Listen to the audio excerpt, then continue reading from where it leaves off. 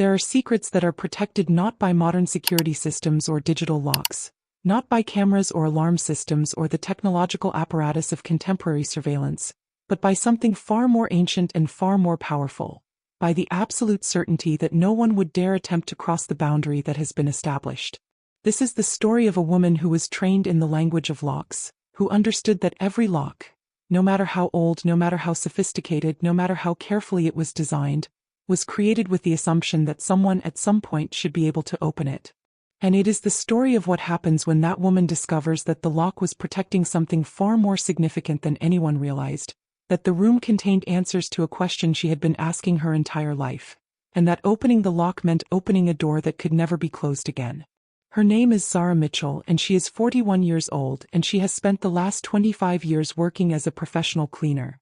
Not because she wanted to, not because cleaning was her passion or her calling, but because it was the only work available to her when everything else had been taken away. She was born in New York City, in Harlem, to a family that had money, that had status, that had the kind of cultural capital that comes from generations of artists, educators, and intellectuals. Her father, Marcus Mitchell, was a renowned restoration expert, a man who specialized in the conservation of antique furniture, historic buildings, and irreplaceable artifacts. He worked for museums throughout the United States, for wealthy collectors, for the American government. He was an expert in understanding how things were built, how they were maintained, how they could be preserved. Zara grew up watching her father work. She watched him diagnose problems in antique locks, in aged wood, in the infrastructure of historic buildings.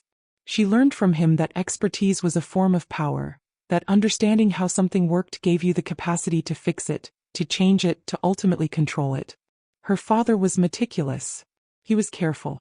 He understood that restoration was not about making things new, but about preserving what was old, about honoring the craftsmanship of people who had built things centuries ago. When Zara was 16, her father was murdered. The murder happened on a Tuesday evening in November, in the workshop where her father spent most of his time. He was working on a restoration project, a lock collection from the 18th century, pieces that had been commissioned by a wealthy collector named Michael Cross. Michael Cross is the man who would come to define much of Zara's adult life, though she didn't understand that at the time she learned of her father's death. Michael Cross is 57 years old, and he is the head of one of the most significant organized crime operations in New York City. He controls territory from Manhattan to Brooklyn, operations ranging from narcotics distribution to human trafficking to money laundering to contract killing. Michael comes from old money, old crime. His father was a crime boss, his grandfather was a crime boss. Organized crime is the inheritance he received, the way that other families inherit businesses or estates or names that carry weight. Michael had hired Marcus Mitchell to restore a collection of locks.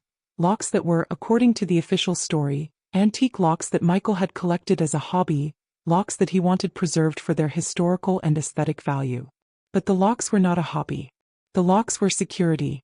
The locks protected a room in Michael Cross's mansion, a room that Michael had designated as never to be entered by anyone other than me, a room where Michael kept records of his crimes, a room where he stored evidence of violence, a room that contained the secrets that held his empire together. Marcus Mitchell, in the course of his work on the locks, discovered something that he wasn't supposed to discover. He discovered that the locks were protecting something specific, something that existed in the room that they secured. And Marcus, who was an ethical man who believed in justice, who understood that some things were worth dying for, made the decision to report what he had found. He called the New York Police Department. He called the FBI. He explained that he had evidence of a serious crime, that he was willing to provide testimony, that he had discovered something in Michael Cross's property that suggested criminal activity. The police and the FBI told Marcus to continue working normally, told him not to alert Michael Cross to his discovery, told him to provide them with detailed information about what he had found. They were building a case. They were collecting evidence. They understood that Marcus Mitchell might be the key to finally prosecuting one of New York's most significant organized crime figures. But someone, no one ever determined who, informed Michael Cross that Marcus had been in contact with law enforcement. And Michael Cross, understanding that Marcus Mitchell represented an existential threat to his operation, made a decision that would reshape the rest of Zara's life. He had Marcus Mitchell killed. The killing was made to look like a robbery. Marcus was found in his workshop, apparently killed during a burglary gone wrong. The official investigation determined that there was no clear suspect, that the crime might never be solved. Zara's family lost not just her father, but their financial security, their status, their sense of safety. Her mother, devastated by grief, began to drink. Her older brother, James, became angry in the way that young men become angry when their world is destroyed and they have no legitimate outlet for that anger. Zara, at 16, became the person who had to hold the family together. By the time she was 18, her mother was dead, not from violence, but from the slow deterioration that comes from alcoholism, from the withdrawal of hope, from the understanding that her life had been defined by trauma and loss. Her brother had been arrested for drug distribution and was sentenced to 8 years in prison. And Zara was alone, with no money, no prospects, no clear path forward except survival. She found work as a cleaner. It was work that required no skills, no formal education, no criminal record clearance. It was work that was almost invisible, work that people didn't want to think about, that people didn't want to acknowledge they needed. Zara became excellent at cleaning. She became the kind of person that wealthy families requested specifically because she was trustworthy, because she was discreet, because she was invisible. But in her spare time, Zara did something else. She became obsessed with understanding locks, with understanding the systems that protected valuable things, with learning the craft that her father had possessed. She read every book she could find about lock mechanisms. She attended workshops on restoration and preservation. She learned from locksmiths and from safecrackers and from anyone who understood how locks worked. She understood that understanding locks was a way of honoring her father's memory, that understanding the craft he had mastered was a way of staying connected to him. By her late 20s, Zara had accumulated expertise that was rare and specialized. She understood antique locks, knew how to open them without damaging them, knew how to diagnose problems and implement solutions. She maintained her work as a cleaner for survival, but she developed a secondary career as a specialist in antique lock restoration. Work that paid better, that was more intellectually satisfying, that connected her to her father's legacy. And then 15 years after her father's death, Zara was hired to work as a cleaner in the mansion of Michael Cross. The hiring happened through an agency, through a process where Zara had no idea who she would be working for until she arrived at the property. The mansion was extraordinary, a massive building on the Upper East Side of Manhattan, maintained by a staff of 12 people. Zara was hired to clean specific areas of the house, to maintain the public spaces and the private bedrooms, to work according to a detailed schedule that kept her in designated areas. But she was explicitly told by Michael's assistant, a woman named Victoria, that there was one room she was never to enter. A locked door on the second floor at the end of a hallway, a room that Michael had designated as his private study, a room where no one except Michael was ever permitted to go.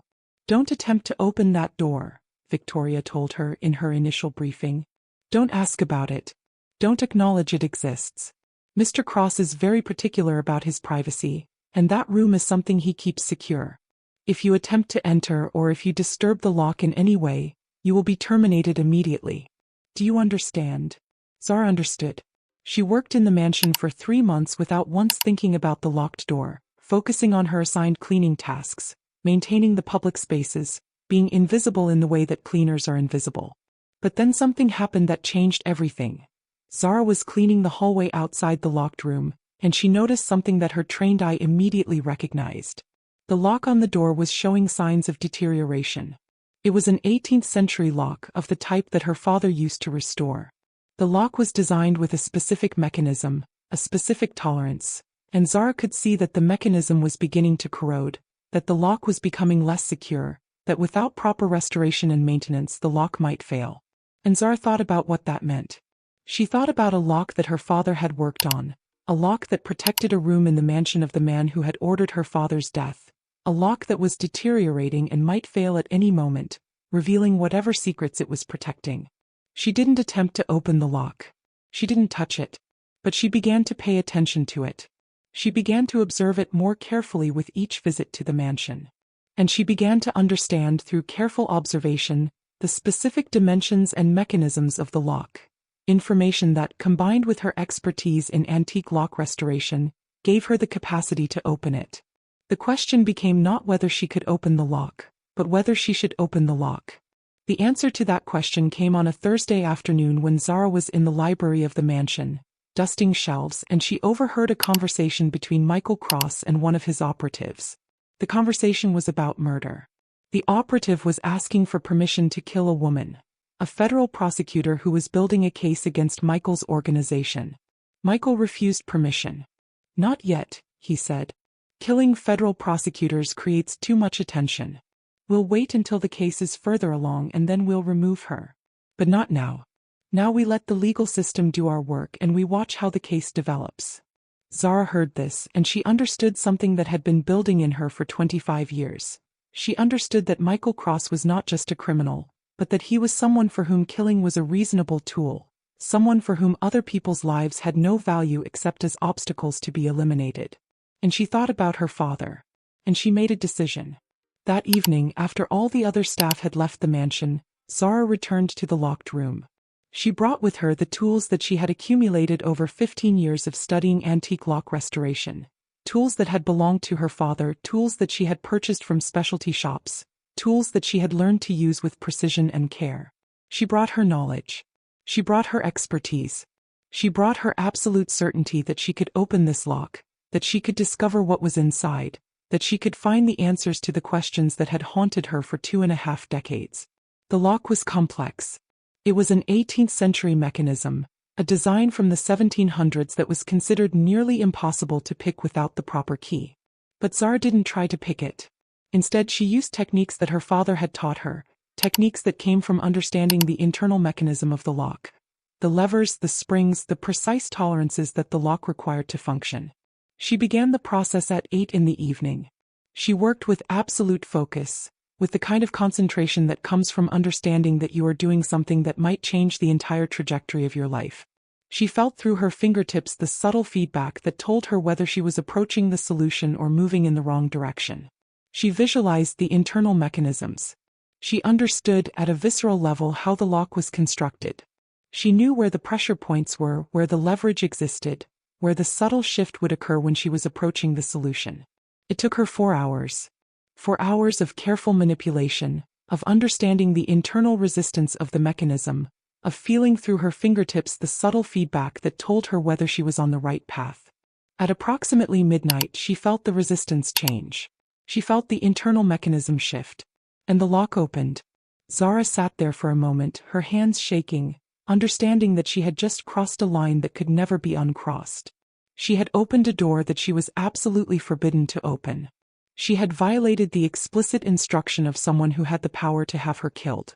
And she was about to discover something that would either justify that violation or make it the most dangerous mistake of her life. She pulled the door open. The room was not what she expected. It was not a bedroom or an office or a space dedicated to any conventional purpose. It was a room that appeared to be a study, but a study with an extraordinary collection of objects. On the walls were photographs, documents, newspaper clippings, all arranged in a methodical pattern that suggested they were documenting something specific. On the shelves were files, boxes, portfolios.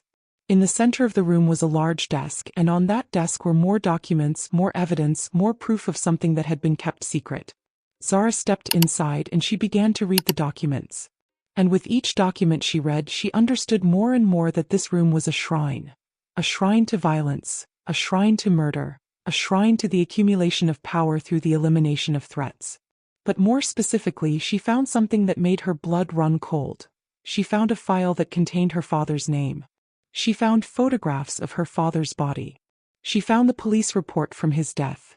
She found correspondence between Michael Cross and the detective who had been paid to classify the murder as an unsolved robbery rather than investigating it as a potential homicide.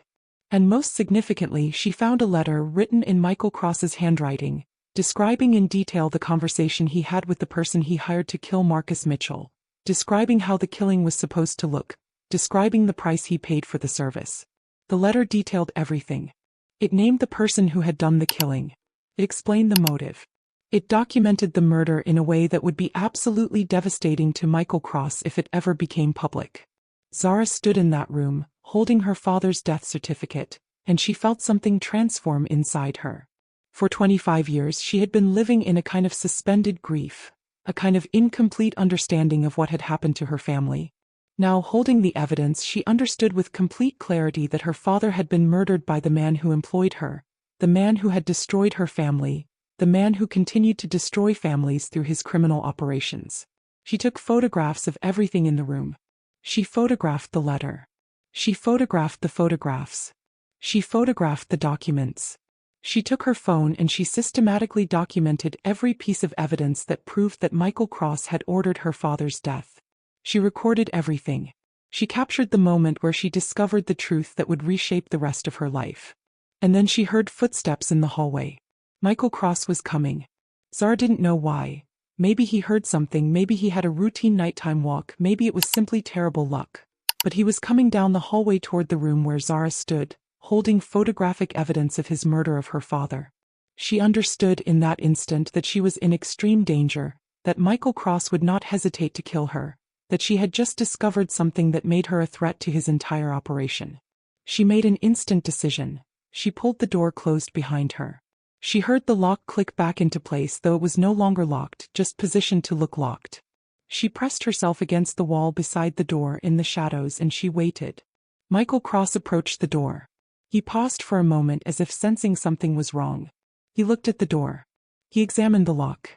And then he used a key to unlock the door and he stepped inside the room. Zara, standing in the darkness of the hallway, made a phone call.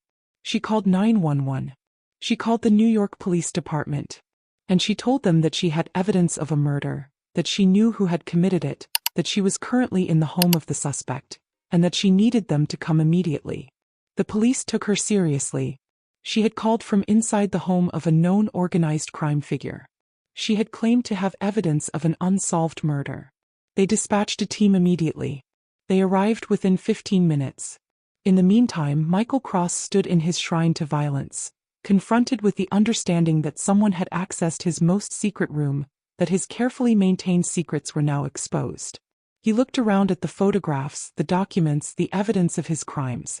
He understood with absolute certainty that his operation was finished, that his empire was about to collapse, that everything he had built was about to be destroyed.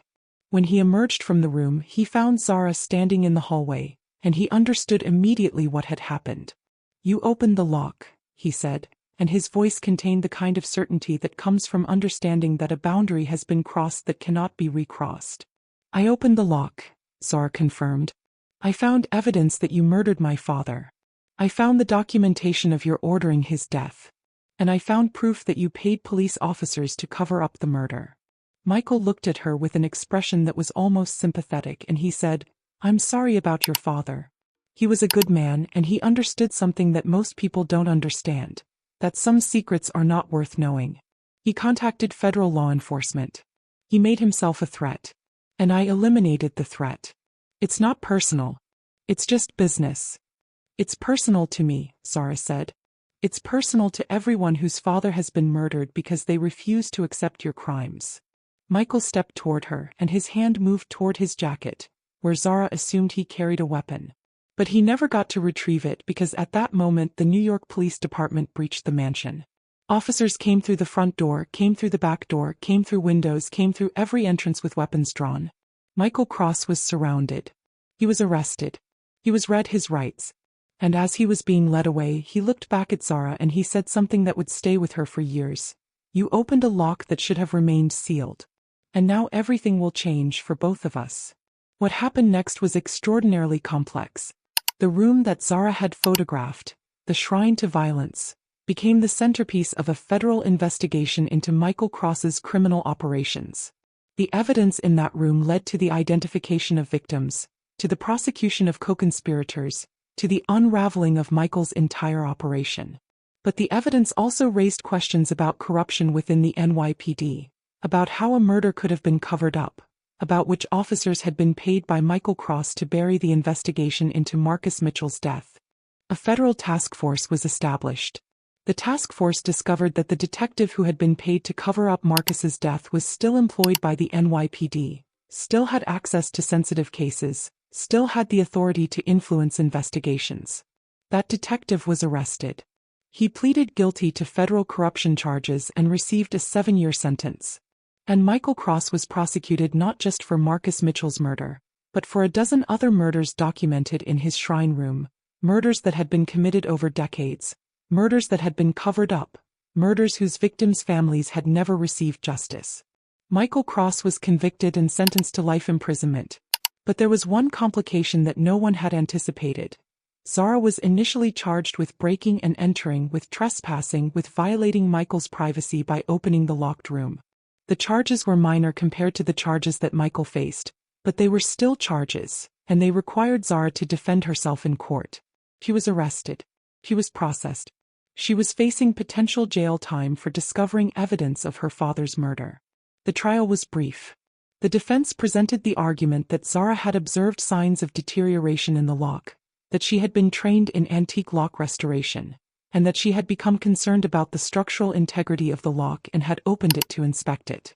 Once inside, she had discovered evidence of a crime and had immediately contacted law enforcement. The jury, understanding the truth of what had happened, understanding that Zara had essentially solved a murder by opening a lock, returned a verdict of not guilty within 2 hours of deliberation. The jury foreperson later said that they understood that what Zara had done was technically illegal, but that it was also morally justified, that opening the lock was an act of justice rather than an act of crime. Zara was freed. And she became, somewhat unexpectedly, a minor celebrity. The woman who had opened the locked room, who had solved her father's murder, who had brought down a significant organized crime operation. But Zara didn't want to be a celebrity. She wanted to understand what came next, how her life would change, what it meant that the most significant moment of her adult life had been defined by opening a lock. She took a leave of absence from her cleaning work. She spent time with her brother, James, who had been released from prison early in response to the publicity surrounding the case. The governor had granted him a commutation after reviewing the circumstances of his conviction, understanding that his criminal behavior had been a direct consequence of the trauma resulting from his father's death. She met with the families of Michael Cross's other victims. She understood through those conversations that what she had done, what seemed like a personal act of revenge, a personal resolution to her grief, had actually created space for dozens of other people to receive justice, to receive closure, to receive acknowledgement that their loved ones' deaths had mattered. 3 years after opening the locked room, Zara returned to her work as a cleaner and lock restoration specialist. But she returned with a new sense of purpose. She became involved with organizations that worked on cold cases, that attempted to solve unsolved murders, that used forensic analysis and expert testimony to bring closure to families who had been waiting for justice. She also worked with law enforcement to train officers in understanding the significance of physical evidence, in recognizing when a space had been deliberately protected, in understanding that locked rooms often contain not secrets, but evidence. Evidence that could be crucial to solving crimes, evidence that had been deliberately hidden by people who believed their secrets would remain sealed forever. And she continued to work with antique locks, but now with a different kind of purpose. She worked to restore locks, to preserve them, to understand them. But she also understood more deeply than almost anyone that every lock has a purpose, and that understanding a lock's purpose requires understanding the secrets that it was designed to protect. In the years that followed, Zara was contacted by law enforcement agencies in multiple states asking for her expertise. She had solved her father's murder by understanding the language of locks, by understanding that every lock could be opened by someone with sufficient knowledge and sufficient motivation. Her expertise became valuable not just to her, but to dozens of investigations, to the resolution of dozens of cold cases, to the bringing of justice to families who had been waiting for answers for years. She became an expert witness in criminal trials. She testified about lock mechanisms, about restoration techniques, about the way that a lock could reveal information about who had access to a space, about how understanding locks could help solve crimes. She became someone who understood that expertise was power, that knowledge could be used to bring justice, that her father's legacy lived on in the way that she used the skills he had taught her. But there's something important that I want to address before we finish this story, and that's the question of whether Zara was justified in opening the locked room, in violating Michael's privacy, in crossing a boundary that had been explicitly established. Because the truth is that this is a complicated question. Zara was trespassing. She was violating the privacy of her employer. She was acting without authorization, without legal permission, without any official sanction. And yet, in opening the lock, she discovered evidence of a murder, evidence of a crime that had destroyed her family, evidence of systematic violence that had been perpetrated on dozens of other families. So the question becomes, Is it justified to violate someone's privacy if that violation leads to the discovery of evidence of serious crimes? Is it justified to break rules if breaking those rules means that justice can finally be served?